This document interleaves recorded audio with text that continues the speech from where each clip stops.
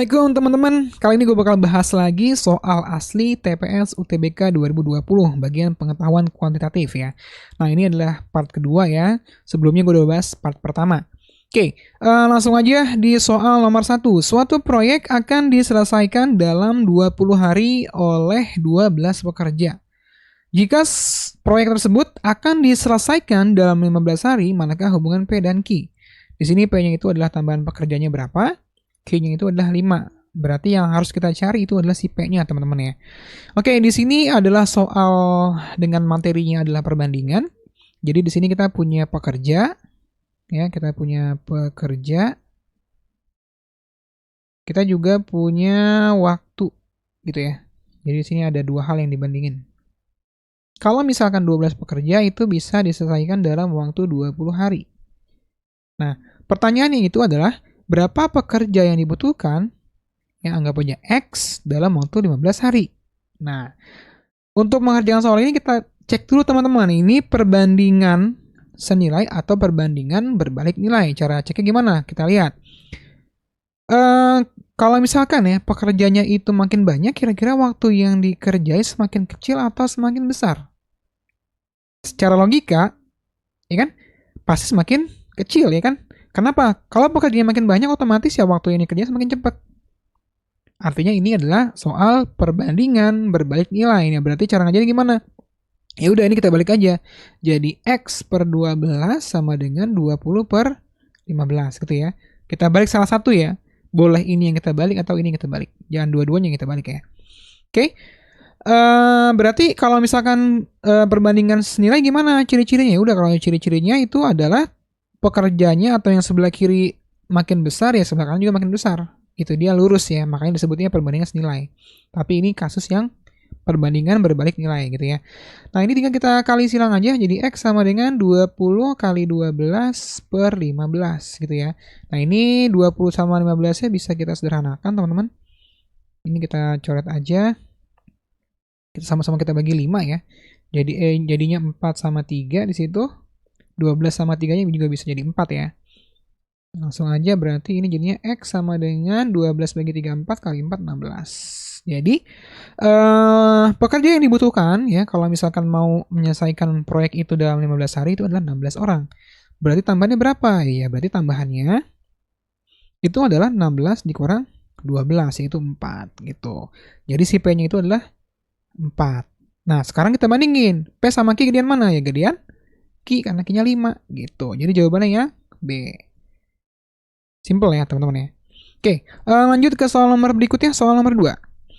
Jika diketahui fx sama dengan 2020 pangkat gx, gx-nya 2x, terus x-nya dikasih tahu nih 2 pangkat min 1 atau sama aja kayak 1 per 2 ya teman-teman ya. Awas, jangan lupa sifat eksponen.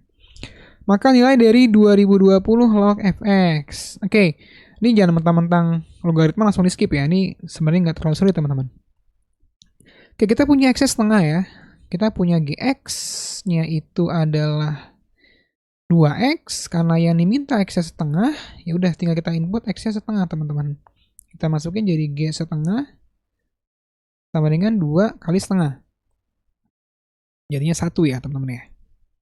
Jadi kita punya g setengahnya itu 1 gitu. Nah sekarang kita input ke fx-nya ya. fx-nya kita punya 2020 pangkat gx ya. Karena x-nya setengah, kita ganti jadi setengah gitu. Oke. Nah, G setengahnya tadi udah kita cari ya. G setengah itu 1. Berarti kita punya F setengahnya itu adalah 2020 pangkat 1. Kalau pangkat 1 ya nggak perlu ditulis ya teman-teman ya. Jadi F setengahnya itu sama dengan 2020 gitu. Nah, kita langsung ke pertanyaannya. Pertanyaannya itu adalah 2020 log fx gitu ya. Karena x setengah, ya udah tinggal kita ganti x-nya jadi setengah. Jadinya 2020 f setengah. Nah, f setengahnya tadi barusan nih ya, kita udah dapetin yaitu 2020. Berarti jadinya 2020 log 2020 gitu ya. Berapa nih? 2020 log 2020. Ya 1 ya teman-teman ya. Cara bacanya gini ya, 2020 pangkat berapa supaya jadi 2020? Ya pangkat 1. Jadi jawabannya berapa? Ya 1 si C. Gitu. Oke, Kita lanjut ke soal berikutnya, soal nomor 3. Oke, soal fungsi komposisi. Jika diketahui bahwa Gx min 2 sama dengan Gx plus 1 dan F bundaran Gx min 2 sama dengan 9x kuadrat plus 6x plus 6. Maka nilai dari F min 2. Oke, berarti di sini ya, kalau misalnya kita ketemu soal fungsi komposisi, kita mulai dari fungsi komposisinya teman-teman ya. Supaya gampang. Kita mulai dari sini. Nah, menurut definisi, kalau ada F bundaran Gx min 2, berarti Gx min 2-nya masuk teman-teman. Berarti jadi F Gx min 2 gitu ya. Nah, ini katanya sama dengan 9x kuadrat plus 6x plus 6 gitu ya. Nah, kita punya Gx min 2-nya teman-teman nih, si 3x plus 1. Tinggal kita input aja jadi 3x plus 1 gitu. 9x kuadrat plus 6x plus 6. Nah, ini kita nggak ubah ya. Karena kita nggak apa-apain dari tadi.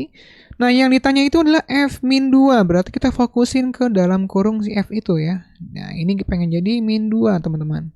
Berarti X berapa yang harus kita inputin? Berarti yang mesti kita input itu ya kita cari dulu ya. 3X plus 1 pengen jadi min 2.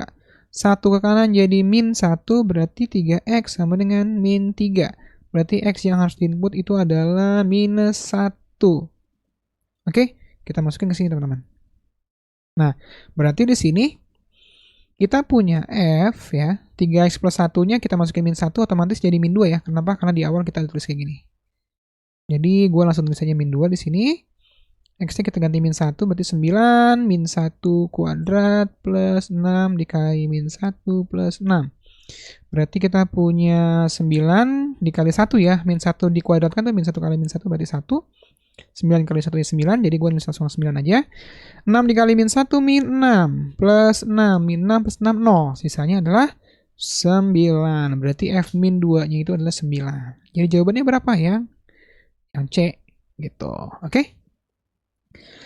Next, ke soal terakhir yang bakal gue bahas, nomor 4. Jika diketahui persamaan kuadrat Px kuadrat min 3Px plus 2P plus 1 sama dengan 0, dengan P-nya tidak sama dengan 0, mempunyai dua akaril berbeda. Oke. Syarat dari dua akaril berbeda, ya. Jadi kalau dua akaril berbeda,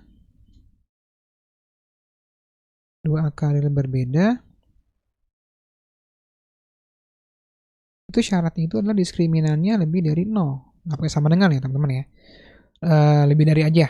Oke, nah D itu kan B kuadrat min 4AC. Oke. Berarti kita jangan sampai lupa persamaan umum dari persamaan kuadrat ya. Kan persamaan umum itu AX kuadrat plus BX plus C gitu ya. Berarti kita punya di sini A-nya itu P. Oke, kita punya A-nya P, kita punya B-nya min 3P, kita punya C-nya 2P plus 1. Tinggal kita input aja ke sini ke syaratnya. Berarti min 3P kuadrat min 4 kali P kali C-nya itu 2P plus 1. Begitu, ini lebih dari 0. Ini min 3P dikali min 3P jadi 9P kuadrat. Ini jadi min 8P kuadrat. Ini kan kali pelangi ya, jadinya min 4P. Lebih dari 0. 9 kurang 8 itu berarti 1 ya, jadinya P kuadrat min 4P. Nah, ini P-nya kita keluarkan atau kita faktorkan ya. Jadinya P min 4 lebih dari 0. Otomatis kita punya P-nya sama dengan 0, P-nya sama dengan 4 gitu ya. Oke, ini sebenarnya ada cara cepetnya ya.